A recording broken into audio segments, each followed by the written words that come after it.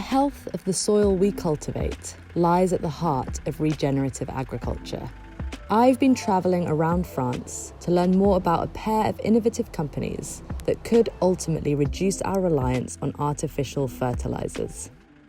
My first port of call is Lyon, where a biotech startup is using a zero-waste fermentation process to produce more sustainable chemicals from recycled sugar beet waste instead of from fossil fuels.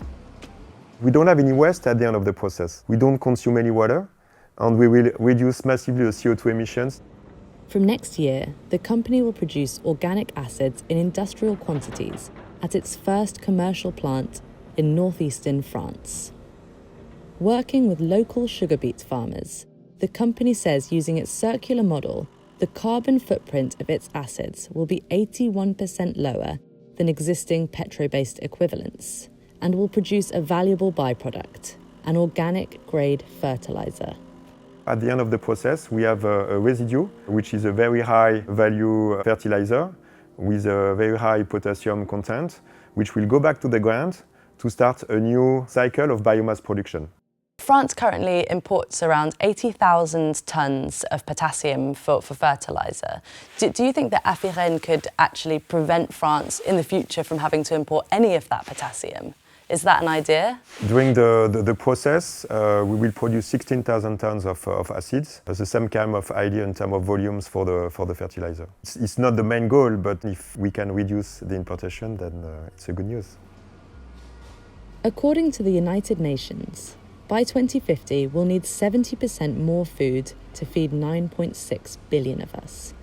Turning biomass byproducts into fertiliser could alleviate the impact that extra food production may have on the environment, therefore improving long-term sustainability. I've arranged a Zoom call with Edouard Somias, an expert on unexploited biomass. One of the key challenges is how to replace the chemosynthetic and petrochemical mineral fertilizers.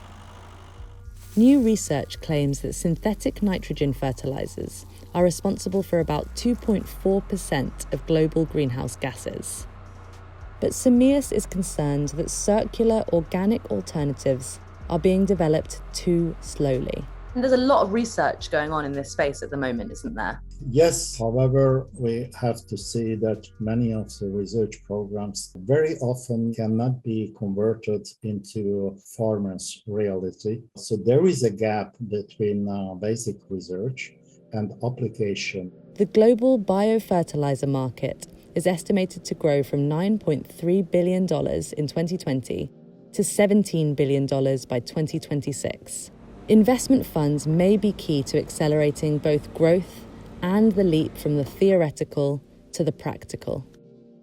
There's so much that needs to be done. There is no way that these small companies will be able to do that on their own. We don't have time enough for them to wait that they grow for 50 years. Astonor is a VC specialising in agri-tech. It played a significant role in the growth of what is now the world's largest vertical insect farm.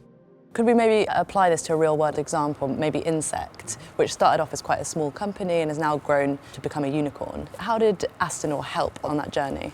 We decided to front and run the last round of financing because we felt the thesis for investment at scale was there.